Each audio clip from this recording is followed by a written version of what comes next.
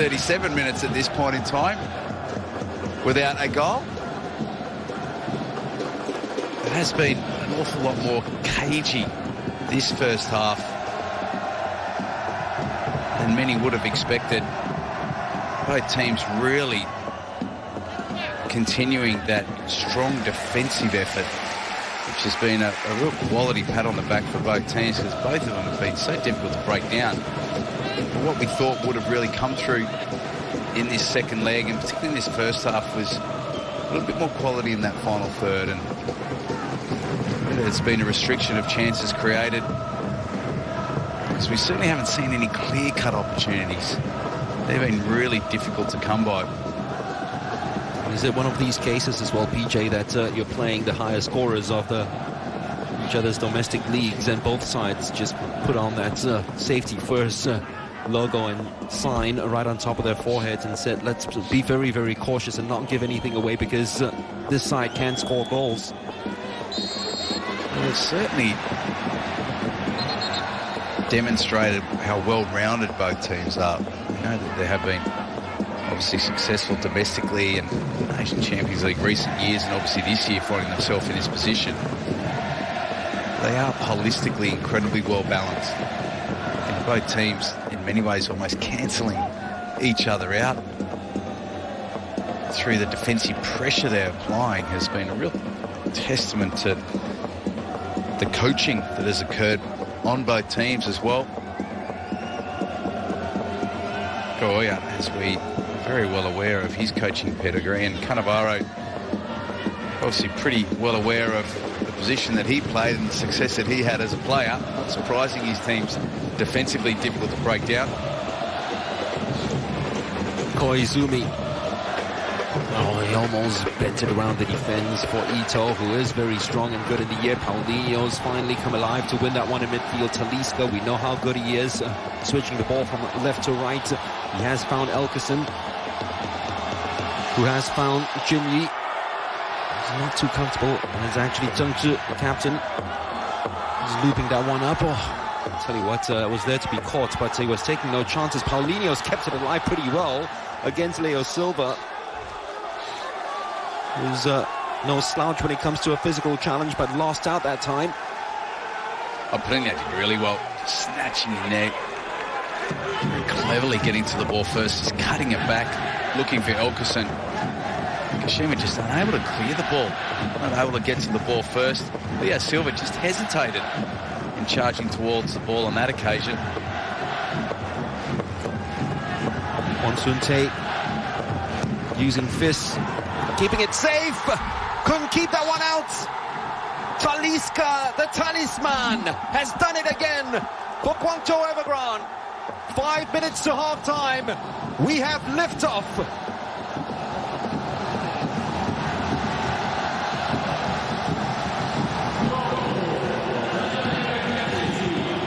That's a brilliantly executed corner kick. Good delivery. So difficult to defend against. Talisca making that run from deep. Hung Bowen just hangs the ball up. When Talisca's attacking the ball with that momentum with him, very, very difficult to stop. Poor defending initially there by Koichi Machida. Just gets caught behind him. He needs to try and block his run. He needs to try and angle him out and at least make it difficult for him to drive in that path towards the ball. But even in goals, Kunsante, that delivery was not a long way away from the goal line. And Kunsante had done a little bit more to come out and attack the ball. We thought it was surprising that we hadn't seen a goal in 90 minutes and 40 minutes. It certainly came dying stages of this first half. And after 255 minutes, Guangzhou Evergrande score finally in the land of the rising sun, since Paulinho got one in this stadium back in 2017. Free kick now for Kashima Antlers in a very dangerous position. He didn't have to do that against Nago. He didn't have to.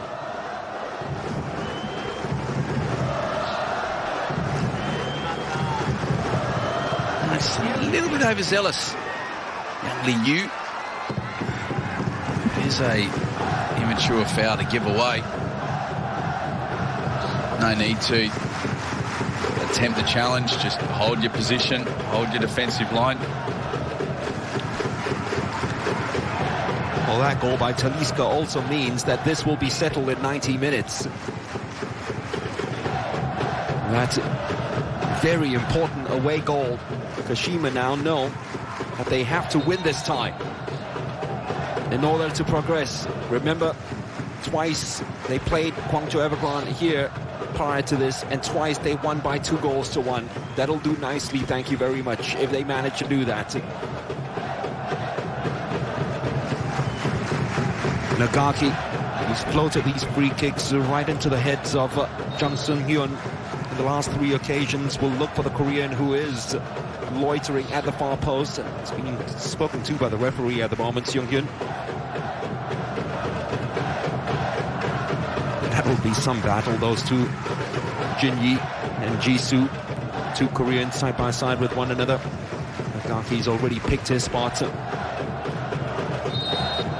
Seung-hyun trying to run across so to Sho Ito. This one's driven in just slightly above the head of Inukai. Clever header, very, very clever by Nagaki. Seung-hyun almost attacking that, and it's the other Korean, Jisoo, who won the battle in the air. Forcing a corner now for Kashima Antlers.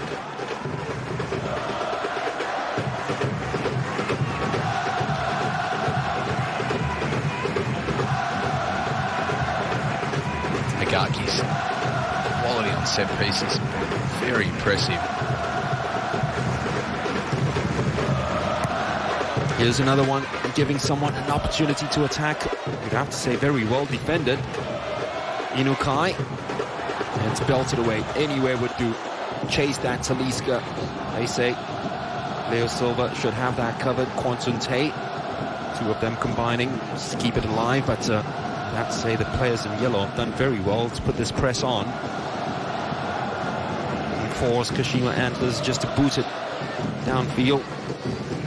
Doi wins that header. It's another one of those players who haven't come to life yet, Shoma Doi.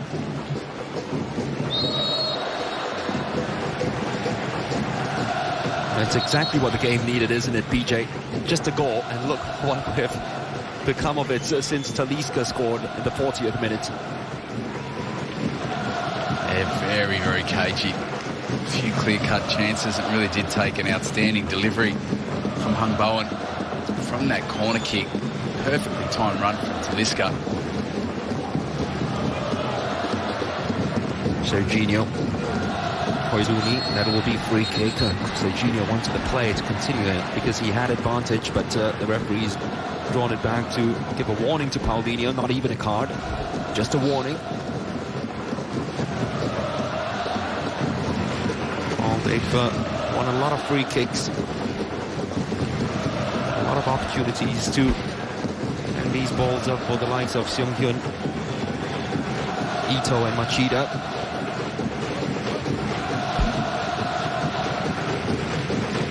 You'd have to say it's been repelled pretty well by players in yellow. That's another one by Feng Xiaoting. Nago. Shintaro Nago. Oh, this is brilliant by the youngster. Still Nago. Ball just caught behind him. Yang Li doing his defensive work. Those 2 youngsters, 2 years apart from each other. It's been a real battle over there down the Kashima left-hand side. 2 added minutes to the end of the first half.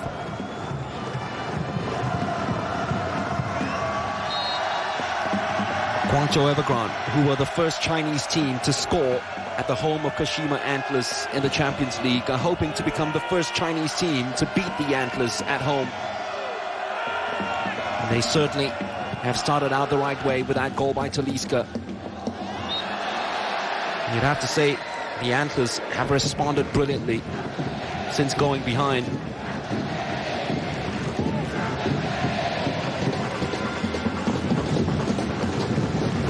Serginho.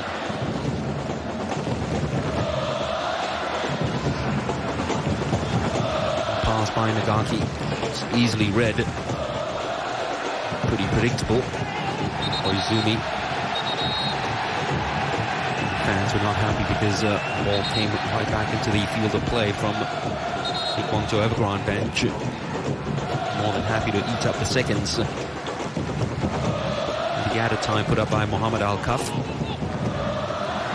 Serginho took contact, no free kick, but a throw. Very closely watched by Trực. His role tonight to ensure that the corridors are not open for Serginho to run into. And that's another one that's easily tucked out and kept away by the captain, Nagaki. Surely this will be the final fling. The last attack of this first 45 minutes by Kashima Antlers. Leo Silva trying to combine with Shoma Joy.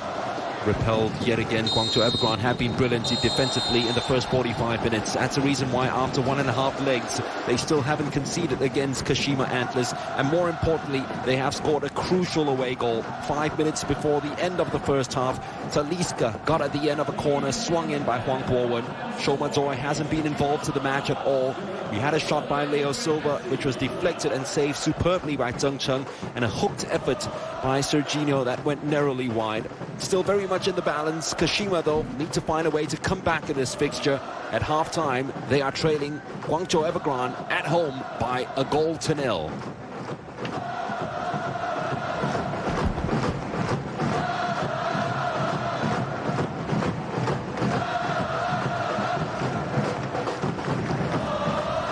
Well, it took a little bit of time for this match to come alive, but it certainly has now, thanks to Talisca's goal in the 40th minute. Kashima have it all to do now.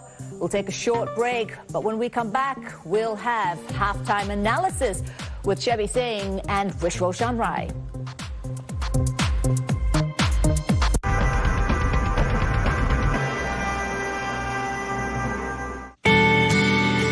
I'm searching with a new smile. I'm loving with a new heart.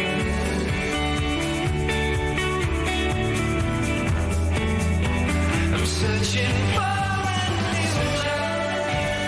Searching for a new sky. Searching for a new life. Open up your senses. Explore. Time, smooth as silk. Sunday, UFC Fight Night. Featherweight sensation Yair Rodriguez takes on heavy-handed slugger Jeremy Stevens in a 5-round showdown.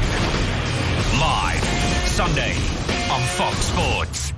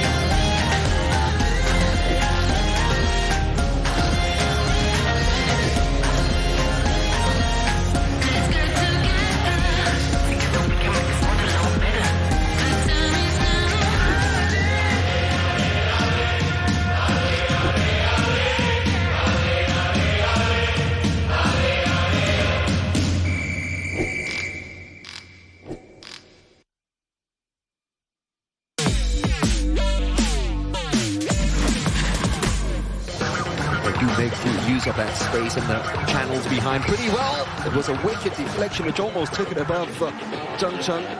Good enough stretch though by the former Chinese number 1 to claw it out.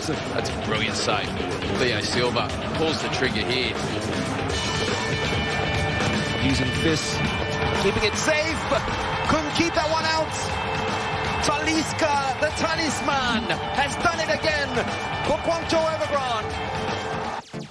That's right, Talisca has done it again, his 5th goal of the AFC Champions League campaign, and that has given Guangzhou Evergrande a 1-0 lead at the Kashima Soccer Stadium, and that's a great half-time score for the Chinese side, because Kashima now have to come out and score 2 goals in order to win this and progress to the semi-final of the AFC Champions League. Just looking here at the match stats, total attempts 4-3, possession-wise quite equal. Chevy, all in all, it was quite a scrappy affair, would you say? Yes, I agree with you, Colette. It has been scrappy. I think there's been a lot of anxiety, and yes, simply because of shortcomings from both teams in that they don't have strikers with pace, so they can't really stretch defenses. It's been very, very compact. Both teams have struggled to string 3 or 4 passes together. So, yes, to sum it up, scrappy. Give us your opinion on what you see there. What do the numbers tell you? Well, when you look at the number of total passes in there, especially from Guangzhou, and I can absolutely understand that, being the away side, they're quite happy to give possession to Kashima Antlers as well, and go, into opportunities where they can look to be a little bit more direct, perhaps, and that's why you see maybe the passing accuracy just suffering a little bit, but it won't be a concern to them. What they have set out to do, they've done. They've got that away goal through a set piece.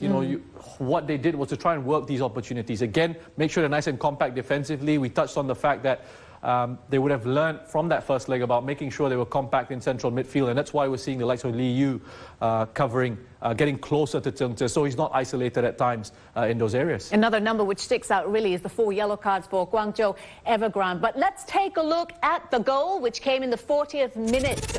We said earlier, didn't we, Chevy, that you didn't see a goal coming unless it was from a set piece, and it came from a corner. And that's exactly what we got, and I think it's a wonderful set piece. I think there's great delivery on that, and Anderson Talisca, the tallest man on the pitch, he attacks the ball, and definitely, with that height advantage, he's going to get ahead of the goalkeeper, ahead of the defender. So for me, I would look at this and say super set piece rather than poor defending. Yeah, as I mentioned, it's the 5th goal for Talisca in the AFC Champions League. Elkeson so far hasn't been able to get on the score sheet for his the team that he's now rejoined, Guangzhou Evergrande. This is his 2nd Champions League game since returning to Guangzhou Evergrande. Roshan, he's getting into the right positions, but he just doesn't have that finishing touch, which is what you expect from Elkeson. Yeah, I mean, it's strange, isn't it? I mean, he's scoring goals for fun in the domestic league, but here he is in a wider position, being asked to run into the channels. He dropped off initially just to try and link that play. He does incredibly well here, doesn't he? I mean, to get himself into the penalty box, and he's still got 4 defenders around him, and he still hangs on to it. So, that to me is something very encouraging. Here he is running in behind. He perhaps doesn't quite have that little bit of acceleration anymore, but here, again, to me, he's doing what is being asked of him. You're playing away from home. You've got someone like Elkeson who's either willing to drop off, take players on, or looking to run in behind. Here he is again dropping off into a deeper position. He's got nothing really going on ahead of him. So he holds the ball, he hangs on to it, and he's showing us his technical qualities and his ability to be very intelligent with the play. So absolutely, he's getting himself into some really good positions. You could say, once he gets in there, perhaps he needs to have a better finishing touch. But I think he's, what he's doing is he's playing that part for his side really well, in the sense that when he needs to hold on to it, when they're under a little bit of pressure, in those transitional moments, he can receive it, he can hold on to it, he can lay it off to his teammates, wait for that support to arrive. And, he's doing a job for his side. Yeah. And as it stands, they've got that away goal. It's something for them to hold on to. And Kashima will know that Elkeson's always a threat in these situations. Yeah, he is such a threat, isn't he? Such a great player. The number 89 for Guangzhou Evergrande. Now, if you've just joined us, you'd think that maybe Guangzhou Evergrande have dominated this game. But in fact, Kashima Antlers had a bigger part of the early possession in the first half at the Kashima Soccer Stadium. We're going to have a look at some of their chances. They had one which was great here in the 4th minute. Sho Ito almost coming up big for his club. But this one just goes over the crossbar. It does. Great work from Shomadoi on the left-hand side, twists and turns, and then finds that space to play the cross in. It was going to be very difficult for Ito, as we saw. They had to readjust his body. This was probably their best chance from Leo Silva in the 14th minute. Yeah, we've seen some good saves in this game, haven't we, Shabby? Again, just that space opens up for Leo Silva. Just again, that opening a little bit in midfield, just in front of Guangzhou's box there for that shot. Yeah, they kept pushing up the home side. You felt that a goal was coming for them, but this one just went wide. Yes, I think it's been very predictable. The long ball to the far post, and then headed back into the penalty area where it's dangerous. Serginho could have done better, should have done better, quite perhaps, but I think that was the best he could do under pressure. Now, we were talking a little bit about the Kashima midfielder, Shoma Doi, during the first half. What a great talent he's been at Kashima. What about his positioning during this? What did you think? Well, I see in the first half that he's not doing what he is really good at, that is to get beyond the striker, because Ito has not really worked too well with or without the ball, and Shoma Doi always is the one who's going to... Vừa đánh bại U16 Macau với tỷ số 3-0.